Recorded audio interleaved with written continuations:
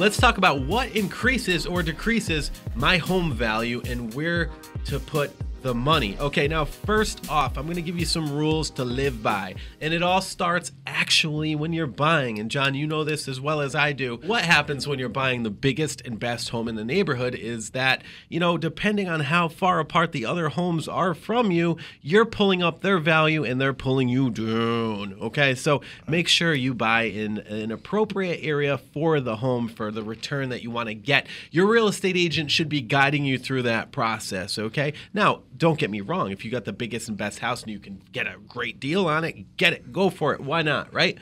Okay, so it all starts with the buying process. Now, let's talk about some don'ts. And now I'm talking to you, Mr. or Mrs. Homeowner, that's like, I'm not selling right now. I'm going to put this house together for me. Rule number 2, make sure that you always have an end goal in mind, okay? 10, 15, 20, 30 years from now, you might be selling that house, and I understand styles change and things get dated, but don't do any wacky, crazy stuff, okay?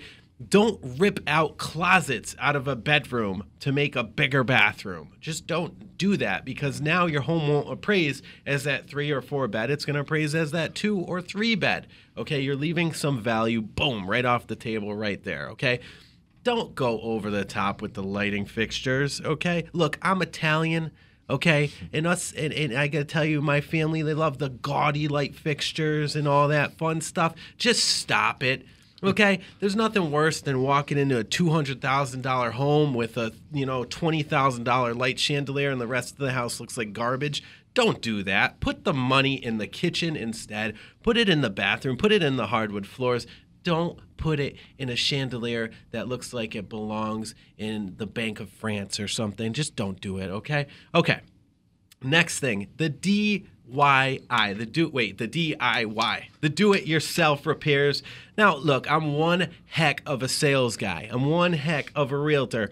I'm kind of okay as a radio show guy, maybe. I'm getting some good experience. I've got a great producer here and great co-host. But look, I cannot swing a hammer. I'm going to put a hole in the damn wall, okay? The do-it-yourself repairs, even if you're kind of handy, people are going to know, and a home inspector is going to pick up on the fact that you did it yourself. Hot tubs and swimming pools. Oftentimes, buyers are going to think about the extreme amount of overhead that comes with these things from time to time. The maintenance, the utility bills, all of that stuff, okay? All right, here's another thing. Over-the-top high-end kitchen. Again, throw that out with your gaudy light fixtures, okay?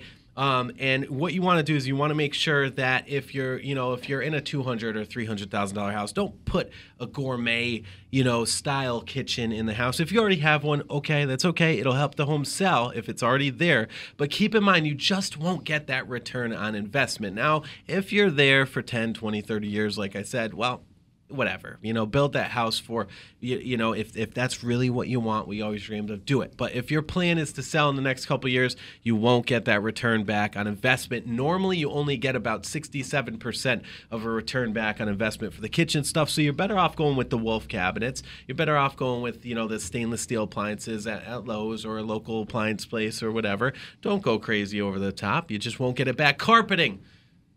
Blah. Carpeting is blah. Like, let me tell you something. Like, carpeting, buyers hate carpeting, okay?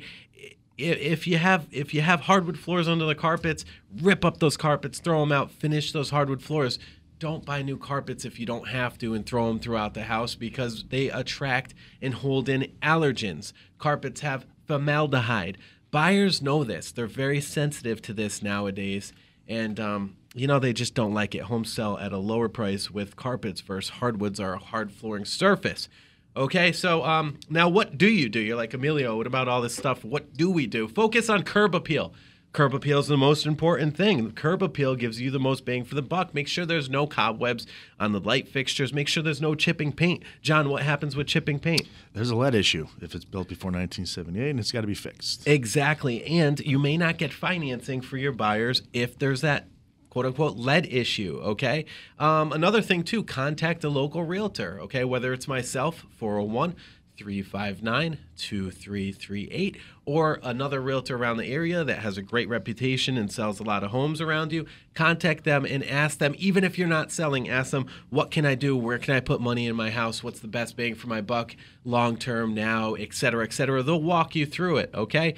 And also work within your means. Don't take on a crazy amount of extra projects that you're not going to be able to finish, because when you sell a home that has any unfinished touches, especially if there's a couple of unfinished touches, buyers are going to offer you much, much less.